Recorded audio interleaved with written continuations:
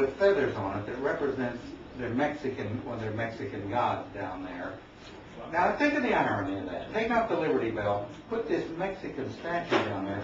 On the other end of the park, they had paid almost $800,000 for a statue of Captain Fremont, who was one of the Mexican war officers.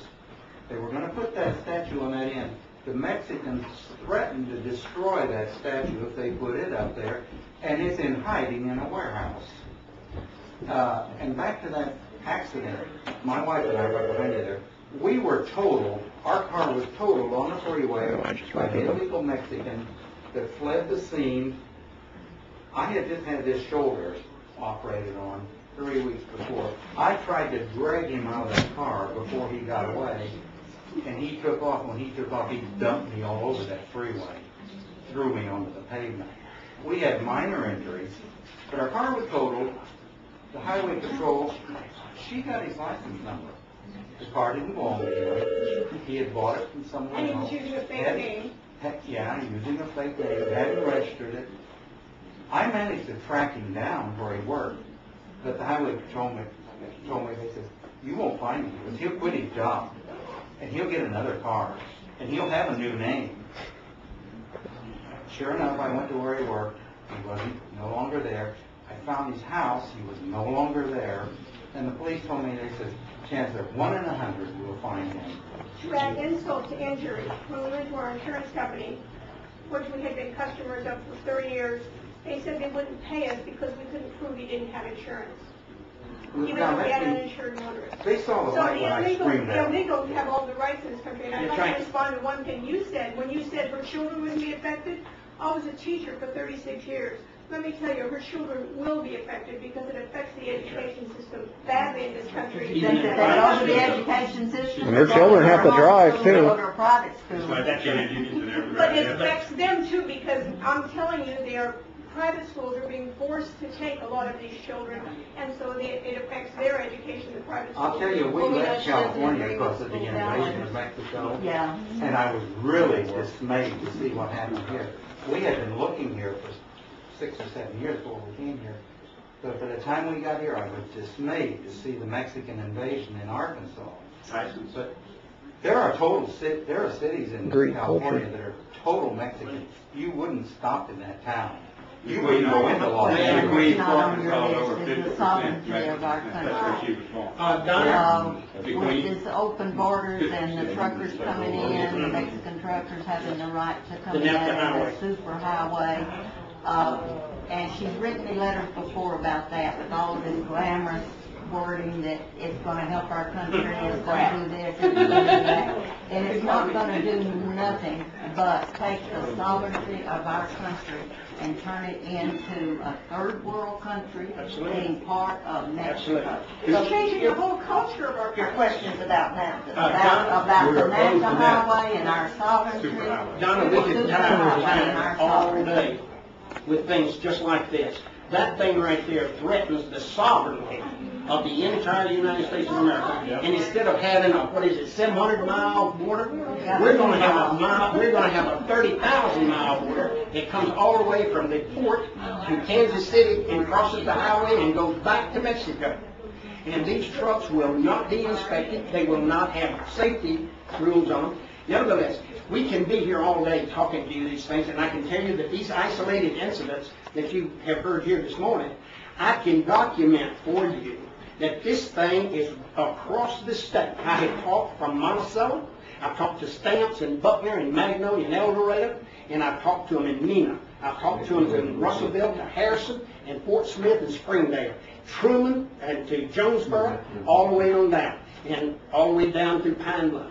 What I can tell you is we'll be back unless we get some kind of response that is satisfactory to standing up for what the oath of office of a senator, best I recall, is the same oath that I took and he took and most of the other individuals in this office took, that I swear that I will support and defend the Constitution of the United States against all enemies, foreign and domestic. Right. So help me God. Now, this situation right here, the Constitution is being decimated, in our opinion. And I would say that we're going to be back, either to congratulate and to thank Senator Lincoln, or we're going to be back with a whole lot more. That 7 pages, I tried to get on a 1 page. I could give you a Sears and Roebuck catalog of the problems that are inherent in this travesty that we're facing, and that is going to be unbearable for our children and grandchildren. Now, we're not going to take it. I want to say this, please, that we don't have any animosity to you, to Senator Lincoln, the Democratic Party, or the Republican Party, except that they are accepting, allegedly, from what we are seeing, apparently, everything that's coming across, is they're being fed lies, and they're not being able to properly staff the statements that are given to them by liberals. And I include Bush and Kyle and McCain and sometimes President Bush in this. So it crosses party lines. And I'm not telling you we're here as Democrats or Republicans or independents. We're here as citizens. We pay taxes. We were born in this country or naturalized. And we didn't, and if we came in naturalized, like my wife's father, he came in legally. He came in speaking only 1 word of English. Italian only. But he learned English. Right. He learned it because he knew that if he was going to progress in this country and work with his fellows in this country, he was going to have to live English. Now, the Tower of Babel is beginning in this country. And it's going to come crashing down around all of us if we try to go multilingual. This country is not founded on that.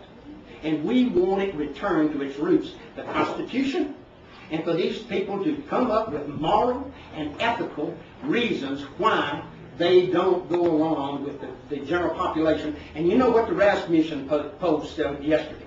It is diametrically opposed to what appeared in the New York Times. The New York Times is a lying newspaper, and a lot of people would read that and accept just what's there and not look to see what questions were asked. And you can spew a poll any way you want to, depending on how the question is answered and what is put in there. And they can put words in there that are misleading, and the individual thinks he's voting one way. And why else would somebody say that they thought this Senate bill was good, and yet, at the same time, the percentage showed that these people want these illegals sent home? We have another question All I'd of it. like to answer. But when will she have a town hall meeting in Yes, some of her that's good. communities That's for good, the Margaret. young people that have to work That's right. and can't get off of work? That would And be here this it morning. took us, we got up at 5 o'clock this morning to drive down here. That's right. Our young people couldn't take off of work to come down, and we get to talk to you instead of Lincoln. When is she going to have town hall meetings that she has to face us, not you? I wish we When had that is she question. going to be brave enough to Could you stand answer? up and listen to Please. us and get town hall meetings that's and fine. listen to our questions? That is For fine. our people, our young people, that their jobs are being taken away by H-1 visas. My son is in ITT. He can't make enough money here in the U.S. to live on it. They send his jobs overseas, or they import all of these people that live on a little bit nothing and live 10 families to a 2-bedroom house. When is she going to come to our communities and give a town hall meeting? At least Senator Pryor had the courtesy to do that, and we were all able to sit down and talk to him. Well, to answer your question, Senator Lincoln routinely has a state schedule. She's not here today. But we don't get them in If, time. We don't get them in time. They are always published in the newspaper. She's never come to our area. Never. When is the next one? We'll see them in Hot Springs. Harrison. Would there be in the Democrats? She was in Hot Springs about, they'll be in the Yeah, that's Democrats. shot. That's news. We don't take the Democrats, because it's It was also in the Hot Springs. Does she not have a schedule on her website? She Yes. should post a Yes, she schedule. does. On her website, her schedule is there. Good. Donna, to summarize this, if I may, we've got so many vital questions and things to address here, just like Margaret had. I'd like to proceed because we're taking up a lot of your time this morning, and we need to get on because a lot of people have long rides to get home. But I'd like to summarize it that we're not racist. I have 3 children who are